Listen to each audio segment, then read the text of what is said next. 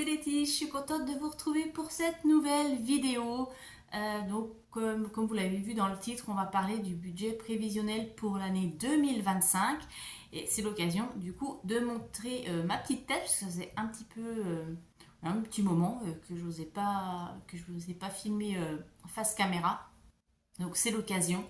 Alors quand je parle de budget prévisionnel, on va pas faire tous les mois, hein, de janvier à décembre. Non, c'est vraiment avoir une vue d'ensemble global pour prévoir l'année, pour anticiper sur les différentes épargnes, etc. Donc moi je vais prendre mon budget, mon budget planeur. Vous le retrouvez en PDF sur ma boutique. Moi je me suis reliée. Et puis je vais vous montrer tout ça directement, on va le faire ensemble, je vais vous montrer comment je fais chaque année, comment je me projette, comment je fais mes petits calculs. Et puis comme ça sera plus simple pour celles qui ne connaissent pas encore la méthode et qui veulent un petit peu, qui ne savent pas comment commencer tout simplement, qui ont du mal à prévoir, ou tout simplement petite piqûre de rappel pour celles qui sont habituées mais qui oublient régulièrement des petites choses. Voilà, allez c'est parti, on va regarder ça ensemble. Bon alors c'est parti. Alors on commence. Donc synthèse annuelle, tout ça, on remplira, enfin je remplirai de mon côté début janvier parce qu'il faut attendre la fin de l'année. Liste des dettes, c'est la même chose. Donc là je mettrai juste le prêt en cours. Dépenses et revenus exceptionnels. Donc là on va mettre tout ce qui est, on va dire tout ce qui n'est pas mensualisé. Alors, je vais prendre mon petit brouillon. Voilà. Alors, au mois de janvier, là, je sais que j'ai toujours les billets de train. Donc, en fait, ça, c'est la petite récap. Comme ça, quand je fais mon budget mensuel, je me réfère à ça et je sais si j'ai des dépenses exceptionnelles, surtout parce que de toute façon, les revenus exceptionnels, il n'y en a pas tant que ça. Il n'y en a pas même. Voilà, mais bon. Donc janvier, il y a le train. Février, il n'y a rien de particulier. Mars, il y a aussi le train. Avril, j'ai des anniversaires. Je ne mets pas les prénoms parce que ça c'est du perso. Je rajouterai hors caméra. Au mois de mai, il n'y a rien. Au mois de juin, j'ai le train. Juillet, août, il n'y a rien non plus. Septembre, il y a à nouveau les billets de train. Ensuite, alors je réfléchis parce que j'ai les croquettes pour le chat aussi. Là, j'ai acheté en novembre, janvier, février, mars, avril, mai. Au mois de mai. Là, je vois les croquettes. Les croquettes. Octobre, du coup, des croquettes aussi. Et puis, c'est tout. Novembre, le train. Et puis décembre, j'ai un anniv et j'ai Amazon. Qu'est-ce qu'il y a d'autre? Alors, il y a des choses que habituellement je mets. Normalement, au mois de novembre, il y a la taxe d'ordure, mais du changement pour 2025, j'ai appris la nouvelle ce matin, donc c'est tout frais. Je vais déménager. Voilà, mon dossier a été accepté en commission, donc voilà, j'ai eu l'info ce matin, je vais pouvoir déménager. Je change de logement, donc ça va rebattre pas mal de choses. Donc pour l'instant, voilà, c'est un premier jet et je peaufinerai quand j'aurai toutes les infos définitives parce que ça va changer certaines choses. Déjà, pardon, la taxe d'ordure, ça j'aurai plus à la payer, ça sera inclus dans les charges. Et puis j'ai vous savez, en général au mois de mars-avril, j'ai une régule de charge, donc ça pareil, il n'y aura pas. Donc bon, voilà. Pour l'instant, c'est vraiment les choses où je suis certaine qui vont passer, être prélevées et que je dois acheter. Et le reste, je peaufinerai. Ça, c'était pour les dépenses et revenus exceptionnels. Liste des envies et achats. Alors là, je noterai au fur et à mesure les choses dont on a besoin. Ça peut être des achats de meubles, des achats, je sais pas, en électronique ou enfin peu importe, pour moi ou ma fille. Donc là, pour l'instant, il n'y a rien. Et puis comme c'est des choses aussi un petit peu privées, je ne vais pas tout vous montrer non plus, donc ça je ne vous montrerai pas. Et là on a les fonds d'épargne, donc là tout ce qui a réalisé cette année en priorité et ce à moyen et long terme. Alors cette année, on a déjà le train. Ce sera le train pour 2026 parce que vous savez que moi je provisionne une année à l'avance. Alors le montant, donc c'est là qu'il faut sortir la petite calculatrice. Alors en moyenne, le billet de train, si je me prends à l'avance, c'est 140 € l'aller et retour. Sachant qu'il y a 5 périodes de vacances. Donc il va falloir que j'achète 5 fois, donc multiplié par 5, ce qui nous fait 700 €.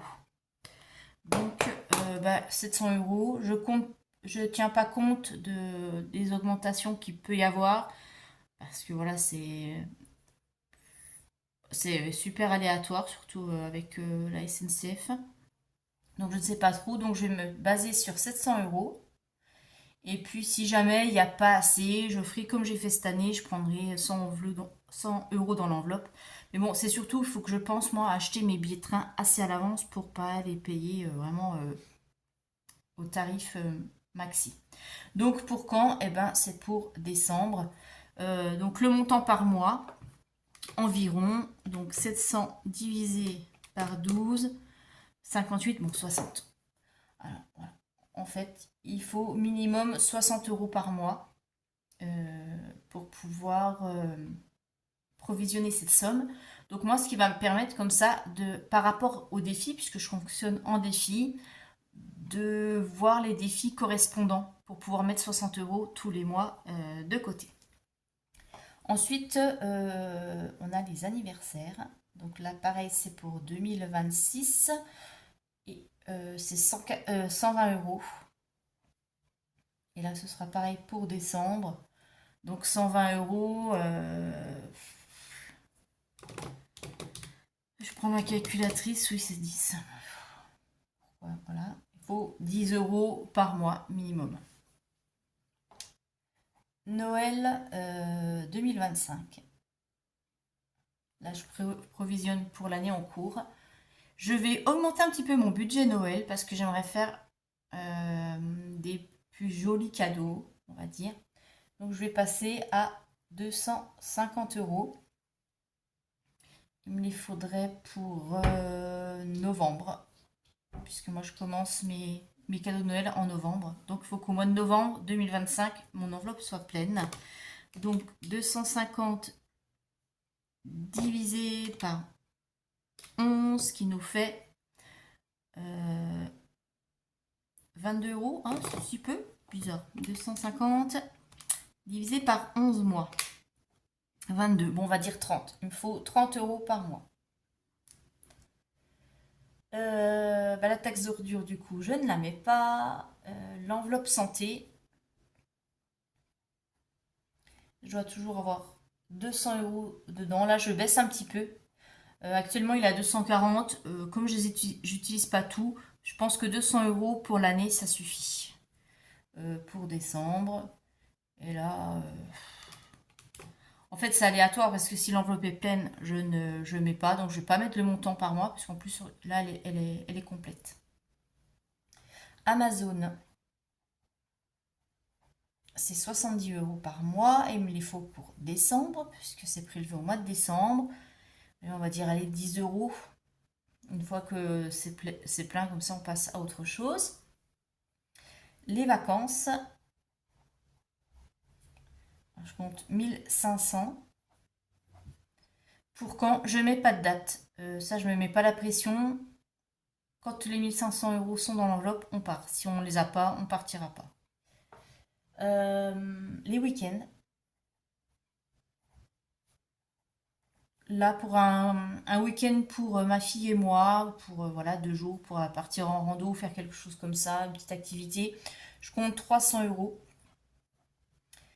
Et pareil, je ne mets pas de date parce que si on les a, on part. Si on n'a pas, on part pas. Je ne mets pas de pression non plus. C'est pas prioritaire. C'est vraiment du bonus. Là, ce que je mets au-dessus, c'est vraiment par ordre de priorité. Voyage. Je compte 800 euros. J'augmente un peu parce que 700 euros, c'est pas suffisant. Et pareil, pas de date parce qu'on part aussi quand l'enveloppe est pleine. Nouvelle épargne que je vais faire l'année prochaine, en 2025, puisque du coup, comme je vais avoir une petite terrasse et tout, je vais quand même essayer d'aménager un peu mon extérieur pour que ce soit un petit peu sympa. Donc, je vais me faire une enveloppe extérieure, jardin. Voilà, je vais mettre ça comme ça. Pour mettre des petites plantes, des petits bacs, des choses comme ça. Et je compte 300 euros. Et ensuite, le reste, ça va être sur le moyen et à long terme. Donc les projets, donc la prévoyance décès, c'est du 4000 euros. Et là, pareil, je mets pas de date. Et c'est 10 euros par mois parce qu'ils sont prélevés directement sur le compte. Le fonds d'urgence pour les loyers, il est à 1800. Je mets pas de date non plus. Et le montant, c'est 40 euros qui sont prélevés aussi directement sur le compte. Et puis, si j'ai de l'argent bonus, je remplirai dedans pour gonfler l'enveloppe plus vite. Et on a le fonds d'urgence pour mes charges fixes. 1800 aussi. Et là, pour l'instant, je ne mets pas de montant parce que j'attends d'avoir terminé celle-ci pour remplir. Donc, on verra tout ça. Ensuite, le suivi de fonds d'épargne. Donc, ça, je remplirai à part. Je vais mettre les projets, les mensualités, les objectifs et tous les mois, je complète. La revue annuelle par catégorie, et bien ici, on met tout chaque mois les revenus et toutes les charges. Ça permet voilà, de suivre un petit peu, de voir s'il faut augmenter certaines enveloppes, en réduire d'autres, et puis voir, parfois on voit comme ça des augmentations de charges sur certains postes, et ça permet de revoir, de refaire des comparatifs, de redemander des devis, de faire jouer la concurrence un petit peu, et de revoir les contrats. Voilà. Et là, ce sera les économies que je mettrai chaque mois.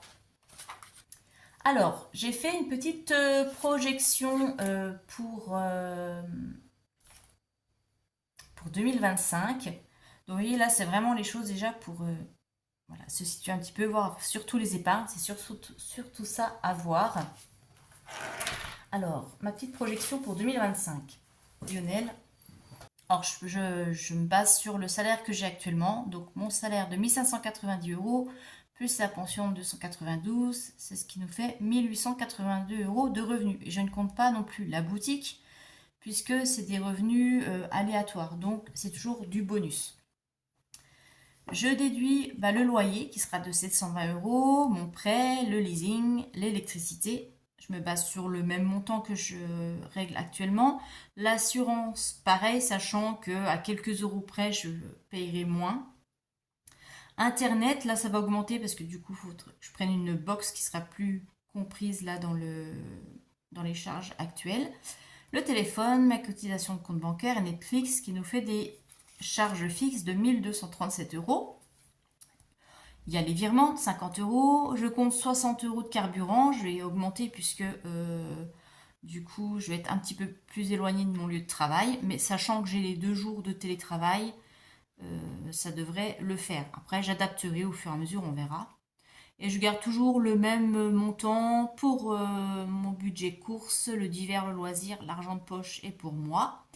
Donc, en déduisant de mes revenus, toutes les charges là, il va me rester 185 euros par mois pour mettre dans mes épargnes. Donc si je multiplie 180, j'arrondis, 180 par 12 mois, ce qui va me faire normalement une épargne de 2160 euros pour l'année. J'ai calculé ce que j'avais à épargner en priorité, donc c'est-à-dire le train, anniversaire, Noël, la santé, Amazon et mes prévoyances d'essai et fonds de loyer qui partent tous les mois. Ça me fait un montant de 1390 euros à épargner en urgence sur l'année. Si je les déduis de ce que je vais pouvoir épargner, normalement, il me restera 770 pour le reste. Donc pour les vacances, les week-ends, les voyages, etc. Et en fait, j'ai oublié de mettre dans les priorités l'extérieur jardin, parce que ça, il faudra vraiment que j'aménage. Donc ça fera un peu moins les 300.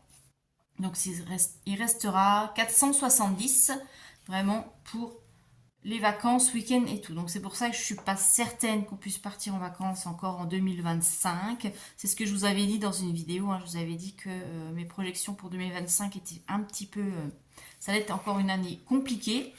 Voilà, je change de logement, donc c'est sûr que moi je pensais que ça allait réduire un peu le montant de mon loyer.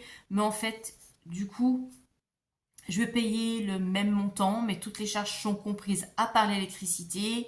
Et je gagne 20 mètres carrés de plus que ce que j'ai actuellement. Donc qualité de vie, on y gagne. Je serai dans un petit village tranquille, loin du bruit de la ville et du quartier, etc. Donc ça va changer la vie. Donc bon, voilà, c'est comme on dit, la tranquillité, la paix, ça n'a pas de prix. Mais bon, quand même, je pense que je vais m'en sortir pas trop mal.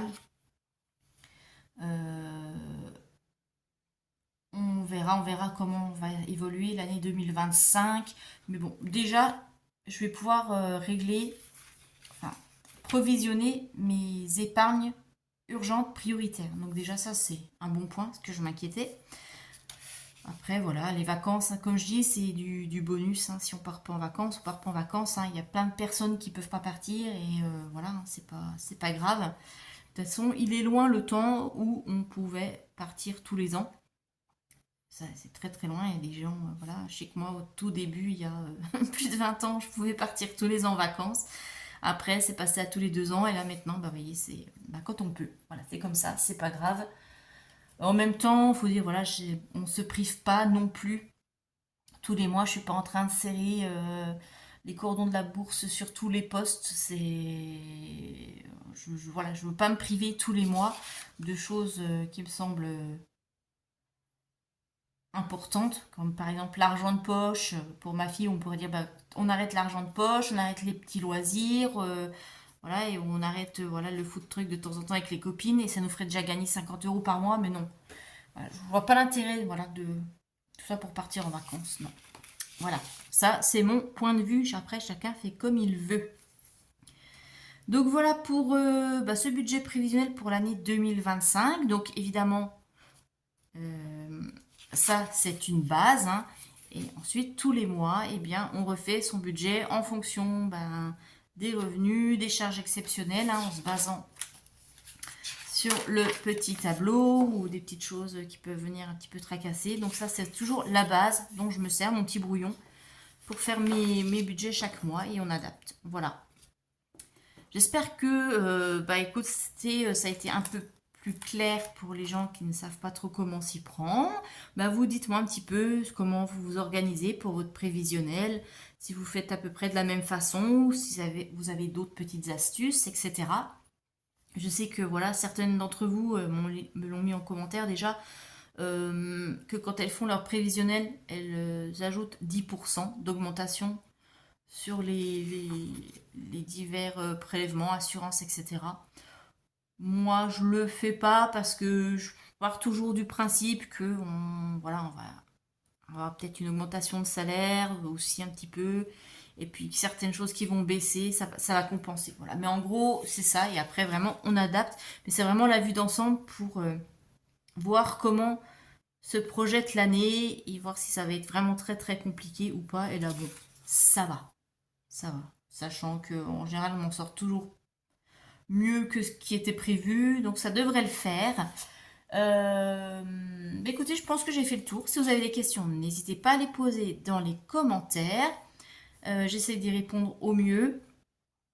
Sachant que je vais déménager, je risque voilà, d'être un petit peu moins présente en début d'année 2025.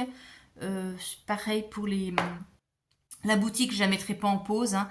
Je laisserai quand même tout ce qui est les produits à télécharger, etc. Par contre, tout ce qui est en voie physique, Par contre, là, je suspendrai parce que je pourrais pas tout faire. Je peux pas déménager et travailler correctement. Voilà, donc je laisserai juste tout ce qui est défis, les planeurs qu'on peut télécharger à disposition sur la boutique. Je la mettrai pas en pause et pas en vacances. Voilà, voilà. Eh bien, écoutez, je vous fais de très gros bisous et je vous dis à très vite pour la prochaine vidéo. Bye bye.